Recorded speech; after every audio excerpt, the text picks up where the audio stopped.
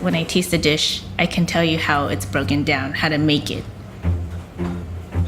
When I think a dish through, I can taste it in my brain, like, oh, it tastes like this. If I add this, it'll taste like this texture is. I could put it in my head and sort of gather what it would taste like and how it could work before having to actually use all the ingredients to put it together.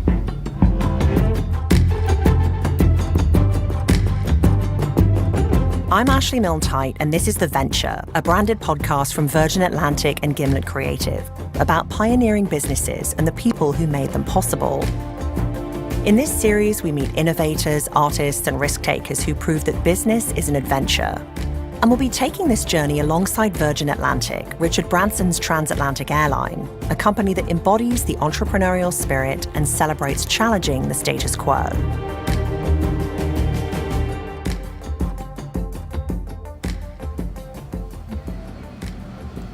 So this is one of our dining areas. This is usually where the bigger group of 6 will sit, where we have a nice view of an outside garden. I'm standing in the small dining room at Naka restaurant in West Los Angeles. There's a simple elegance to the room, dark wood floors and cream-colored walls. The only decoration is a row of artfully placed Japanese antique cookie molds, hand-carved out of wooden blocks. It's a Tuesday afternoon and the restaurant's closed today. It's a day for prep and planning. Standing next to me is Chef Nakayama. My name is Niki Nakayama, and I am one of the chefs at Naka restaurant in Los Angeles. One of the chefs. One of the chefs. Niki isn't just one of the chefs. She's the chef and founder of Naka, as in her name, Niki Nakayama. And this humble introduction tells you so much about who Niki is. She's one of the only female kaiseki chefs in the world. And what is kaiseki? It's a style of Japanese cooking dating back to medieval times. From then until now, it's traditionally been made by men for men. Are you the only female kaiseki chef? I don't really know, but I hope that I'm not. I mean, is there other kaiseki in LA? There's probably going to be a few people opening up kaiseki restaurants, but from what I've heard, they're going to be opened by men. The origins of kaiseki cuisine come from the formal Japanese tea ceremony, originally enjoyed by elite samurais and other Japanese nobility. Kaiseki adheres to a strict set of rules governing the flavors and textures of each dish. Over time, these rules have changed, but what stayed the same is the emphasis on variety, seasonality, visual appeal, attractive plating, and small serving sizes. In their 13-course meal, Naka interprets it this way: soup before sashimi, a grilled dish before steamed, a soft, melt-in-your-mouth texture followed by crunchy and crisp, sweet and bright balanced by savory and subtle. Each course is carefully calibrated to create this balance, and everything is plated with precision. It's like working within a box where you really have to create something that fits an idea, but the challenging part is you can't let that idea overpower what's delicious. So it's really, really hard, and I love that challenge. The challenge is what drives Niki. In her unassuming way, she's constantly striving to improve and reinvent, straddling the line between tradition and innovation. Cooking is both science and art, but kaiseki moves beyond that. The food is meant to tell a story. And in a good kaiseki restaurant, the server will explain that story to you. This is food scholar Eric Rath. He's a professor at the University of Kansas, and he specializes in the history of pre-modern Japanese food culture. You might at the end of your meal be confronted with very small black soybeans and then be told that's a dessert. And this happened to a friend of mine. And she was quite disappointed after thinking about all the money she was spending on this meal to be served a few beans at the end of it. But then the server said, oh no, these are very special beans. These are black soybeans that come from Tamba, which is near Kyoto.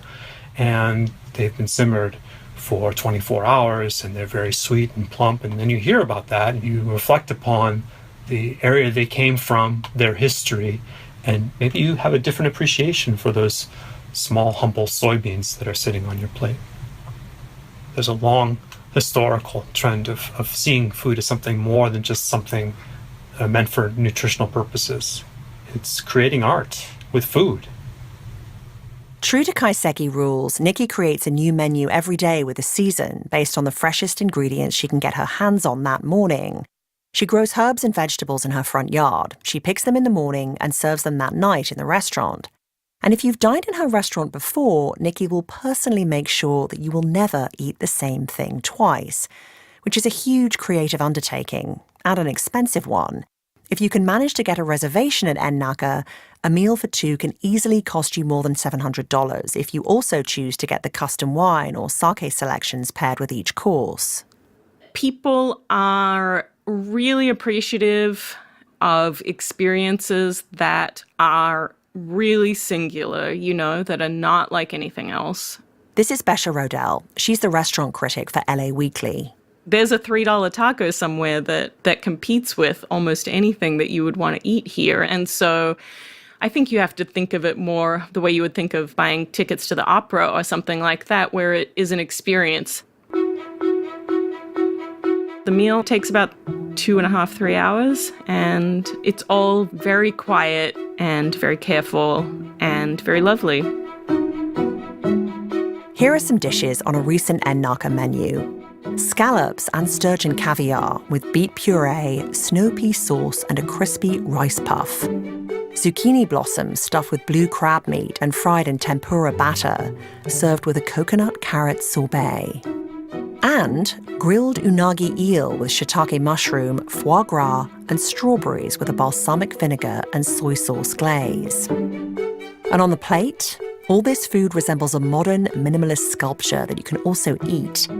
Niki places the food with extra long metal tweezers, making sure one sprout or droplet of sauce is placed just so. Every dish on the 13-course tasting menu is selected by Niki. And for repeat diners, her team keeps meticulous records of what every guest who has ever dined at Naka has had to eat and drink. Before you come, they find out if you're left or right-handed, and they'll set the table accordingly. To Niki, being meticulous is at the core of hospitality, and it's also part of the challenge. It fuels her creativity. Again, here's food critic Besha Rodell. This is, 100% her vision, and she's done it exactly how she wants to do it. How rare is it for chefs to be able to do that? It's exceedingly rare. I mean, I don't think people have any idea how rare it is. So many things get in the way. The investors have opinions. Your food cost would be untenable if you did the dishes you want to do. The city won't let you put the fryer where you want to have it. So much compromise has to happen. A business is a business. It has to be a business plan that would work, and most chefs want to do something that is probably not tenable. But she's been, thankfully, really rewarded for it. And it could have gone the other way.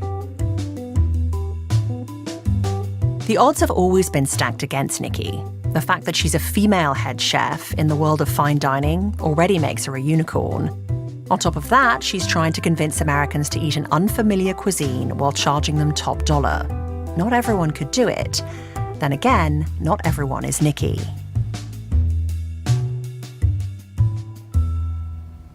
No one expects anything from someone like me, especially in my younger years. It's just, I'm not a very aggressive person. They don't, rock the boat, for lack of a better word. But my will is strong. So it's like, okay, I won't argue with you about your ideas, but I know how I'm going to do it my way someday. After the break, it's Niki's will against the skeptics. You're listening to The Venture, brought to you by Virgin Atlantic.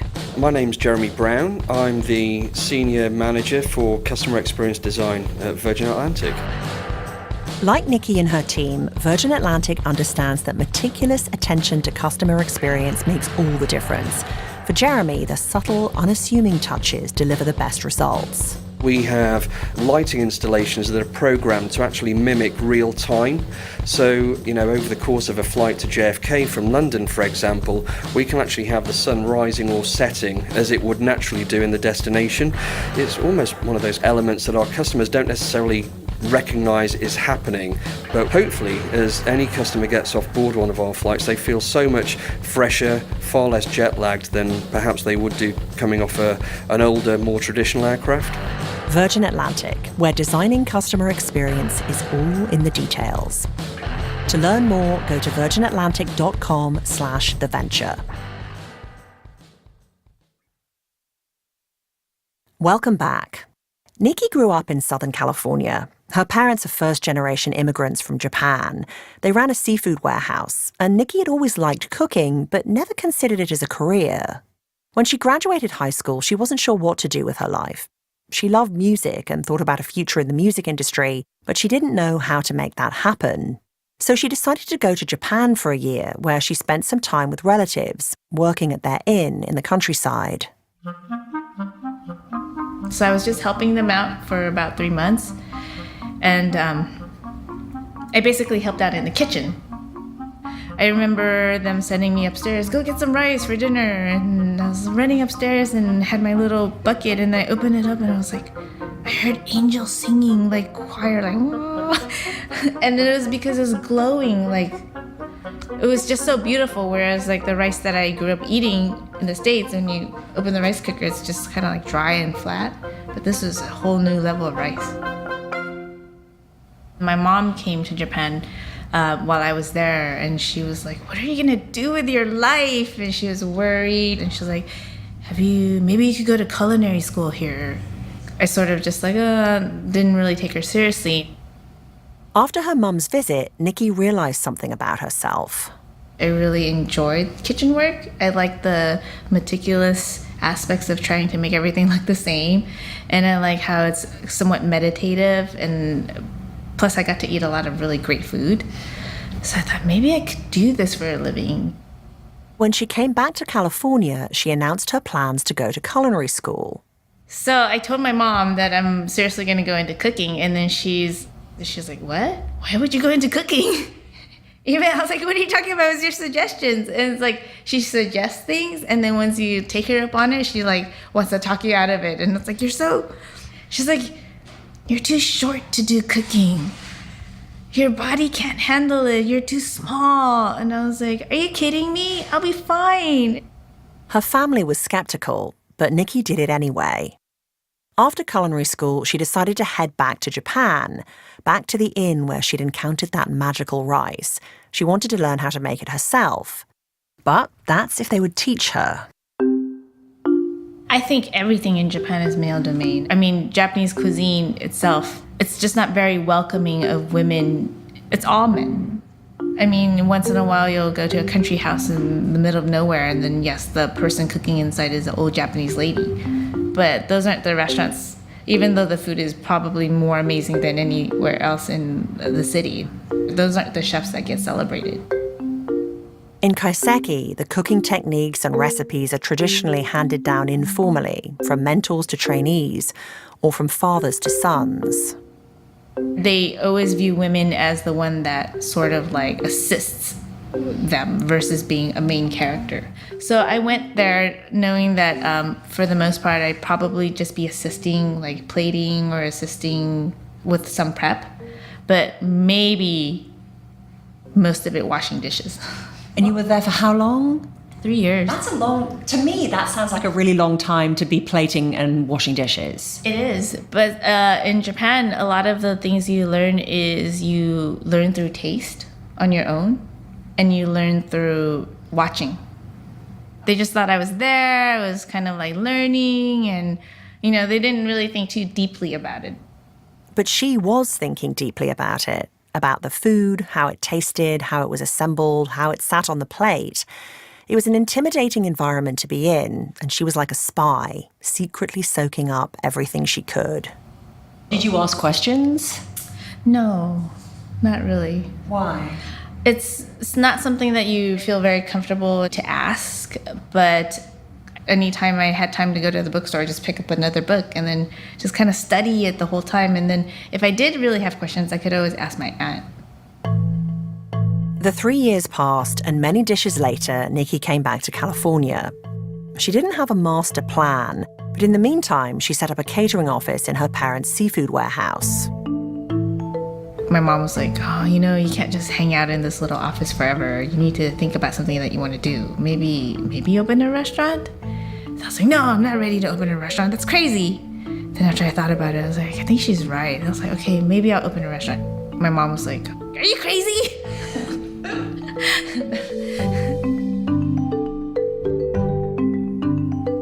There's a lot of weariness and like, are you sure you can do this? And we can't support you if you can't. And, you get one chance to prove yourself. And it was like, I'm gonna do it. Niki opened a sushi restaurant, Azami Sushi Cafe, on the edge of the trendy strip of Melrose Avenue. And it got a lot of attention, not just for its food. And that first restaurant was famous for having an all-female staff. You know what? That's the funny thing is, it just sort of happened that way because my cousin and I were working it. We were the only chefs there. So it felt like it was all female, but it was just the two of us. From the outside, Azami Sushi Cafe was popular, and it stayed popular year after year. It was well-reviewed and had lots of regular customers. For most chefs, this would be the end of the story, the happily ever after. But something wasn't right for Niki. She wasn't happy making sushi night after night. It didn't feel exciting or challenging. I thought to myself, if I'm going to spend 14 hours a day doing this work, I really want to make it meaningful for me. Like, it has to mean something to me. So she came up with an idea. What if she snuck some kaiseki items onto the menu? Dishes like the ones she'd studied during her time in Japan. She thought, why not try it out? It was a 3, 5, and 7 courses, I think. That was like secretly hiding somewhere on the menu. And then I was like, no one's gonna order it. People are here for sushi. But people did want it, and it sparked something for Niki, creating these new menu items. She realized that just waiting for people to order the occasional kaiseki dish wasn't enough for her. And so she decided to take a risk, to close her successful sushi restaurant in pursuit of the kaiseki dream, to build a new restaurant from scratch, and to cook the dishes she wanted to make. It felt like I just had this weird leap of faith. Like, I knew it was going to be okay. I didn't know how long it was going to take, but I knew that I would be okay. That's a lot of confidence it takes to do what you did. I mean, where do you think that comes from? I feel like I call it blind faith. Between her savings and selling the restaurant, she had enough money to finance the project on her own. She put money down on a little building on the corner of a residential neighborhood in Culver City, across town. An unusual location, perhaps, but she had a vision. 2.5 years later, after permitting, remodeling, waiting, and dreaming up the recipes, she opened naka in the spring of 2011. We served maybe 10 people a night, 12 people a night. While most people might get discouraged by the lack of customers, Niki found it energizing. There were days where we didn't have reservations, so we just closed. But then I'd come in and do experimenting or just, it was like, if we're not busy, it's because the menu's not good enough. And it's just a sign to be creative, try harder, do different things. Slowly and steadily, she built up a clientele. Word spread around. She got some favorable restaurant reviews, more reservations. Niki was happy and busy and growing her business.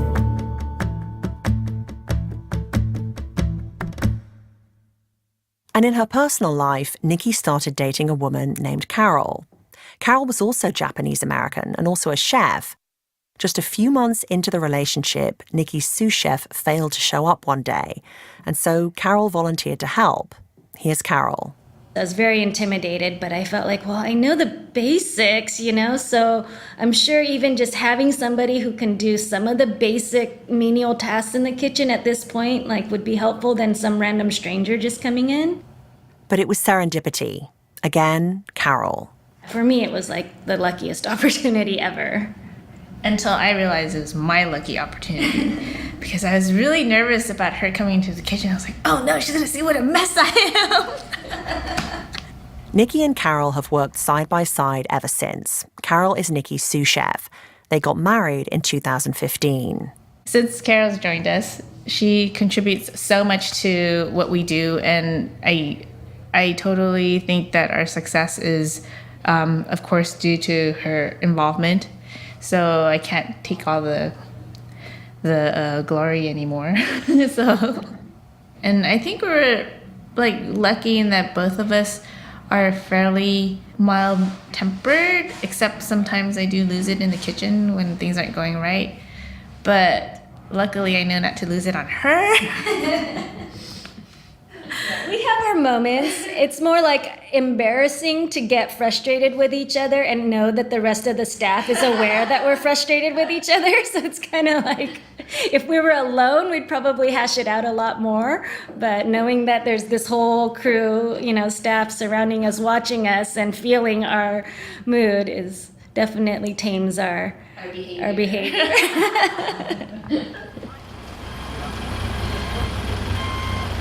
Oh my God, we're getting a delivery now. I'm standing outside Naka with Niki when a truck pulls up full of fish. There's like so many things going on. She's already prepping for tomorrow's service. There's so much to do, so much to plan, and Niki wouldn't have it any other way.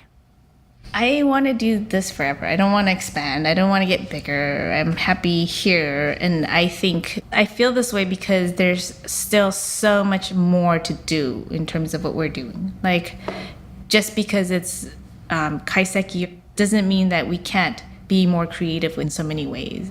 I have this constant feeling where this is good, but there's always more room to grow, more room to improve. There were people who doubted her, underestimated her along the way. Even her own mum repeatedly warned Niki about the pitfalls and challenges of the industry, but she eventually came around. My mom is like so proud of me. It's embarrassing. It's like, Mom, please don't introduce me to your friends, please. It's really hilarious. But I'm glad that she feels proud of my success. And it's very, it's kind of changed the whole dynamics. And Niki's singular vision, her commitment to her creative ideas, is what keeps people coming back to the restaurant again and again. People who are willing to make dining reservations 3 months in advance and shell out hundreds of dollars to eat her food. Again, here's LA Weekly restaurant critic Besha Rodell. There are so many market forces at play, and very few chefs have the money or the ability to just think up exactly what they want to do and do it without compromise. And that is absolutely the case for her. It was a gamble that a business like this could ever work, but it has.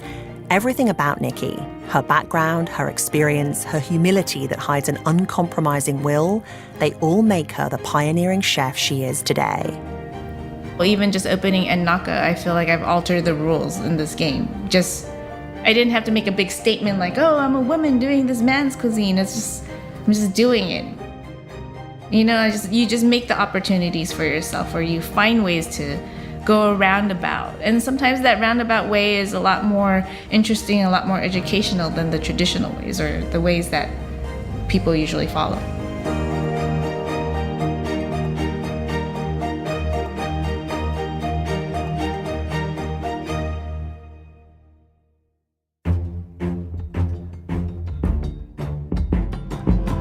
The Venture is a co-production of Virgin Atlantic, Gimlet Creative, and Filio and Partners. This episode was produced by Nicole Wong, Rachel Ward, Grant Irving, and Julia Botero, with help from Francis Harlow, Caitlin Baguki, Abby Ruzika, and Caitlin Delena. This episode was mixed and scored by Zach Schmidt. Production assistance from Tom Cody and Gideon Brower. Our editor is Wendy Dorr, and our creative director is Nazanin Rafsanjani. Our theme song was composed by Bobby Lord. Special thanks to Dan Allen from Farmscape, Sarah Rathbone from Dr. Dish LA, Jeffrey Undiato, and Nancy Singleton Hachisu. If you're enjoying the show, please subscribe to The Venture on Apple Podcasts or whichever app you use to listen, and leave us a review. It really helps people discover our show. To learn more, go to virginatlantic.com/theventure. Next time on The Venture, before the Kardashians, before Survivor, there was the real world. no one quite understood what we wanted. I was like, I remember Heather B. She goes, you're going to give me a free place to live and you're going to film everything? Is this a porno? The story of the television show and the team behind it that changed the entertainment world forever. That's next time on The Venture. I'm Ashley Milne-Tite. Thanks for listening.